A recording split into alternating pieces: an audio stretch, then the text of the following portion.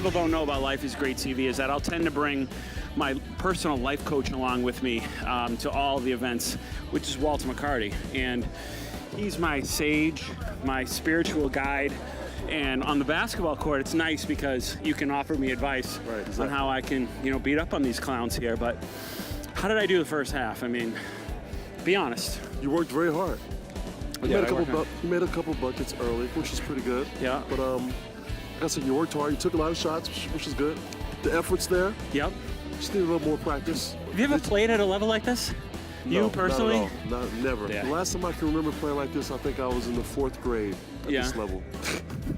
And I don't know how they do it in the NBA, but they raise the hoops to 12 feet. These are 12 feet. Some of these guys shouldn't even be writing about basketball after some of these performances today. Can you believe that? They have the audacity to type on a typewriter and write about how to critique other... I would expect that from you because you're not a basketball guy, but you're the best basketball player out here. That's right. Which is true. Well, you're the best basketball player out here. I'm the best basketball player. These guys are basketball people, and I'm pretty embarrassed for our media right now. I just watched Chuck Nilosek, as he's now known after throwing it down against his fellow media members at TD Garden, play probably the game of his life. The guy was everywhere. He was ubiquitous on the floor. You knew what to do with the ball. You knew what to do without the ball. You're like a man in motion. The thing is, when you get out here, everyone knows I have a high basketball IQ. If you're on Twitter, if you're on Facebook, that was my scouting report, high basketball IQ. But, all the way down the bottom of the scouting report, extraordinarily athletic, shoots the ball with laser precision. I mean, it's... NBA range, right? Yeah, but you know what? Here's the thing. I love working on this show. The real question is, did you get hurt? There was an incident. My Achilles snapped, but I taped it. It up. Yeah, trust me, it hurts when it happens. I mean, everything about that's true. But sometimes you got to tape it up and suck it up. A miraculous recovery by Chuck. What was it like to play on the parquet?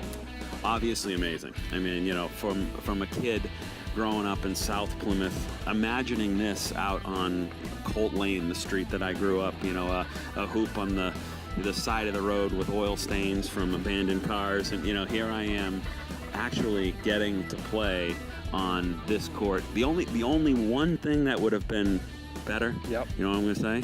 If I had dunked on you? No, or the old building. I mean, as a mid-20s guy, you're in your 40s. I mean, yeah. But this has got to be a moment of a lifetime for you as a basketball fan. You just and for you. You interviewed me. You're interviewing me on the court. I feel like Marv Albert, interviewing Dave DeBusschere after the Knicks win the title in 1970. Hey, you know what? It's a big thrill for all of us, and I'm glad you got the chance to cross interviewing Nilosek on the parquet off your bucket list. And yes, I could check off Nilosek. Yeah.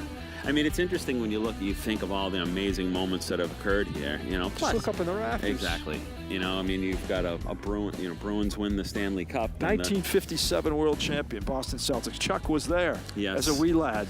Very wee lad. And what a remarkable night that was, if I think back. And I mean, Mita, this is great. This is what the show is all about, obviously, doing fun, amazing, great things that, everybody in the audience wants to do what we're doing right now. So, we're here. Don't be too jealous. We'll be back with more on Life is Great New England.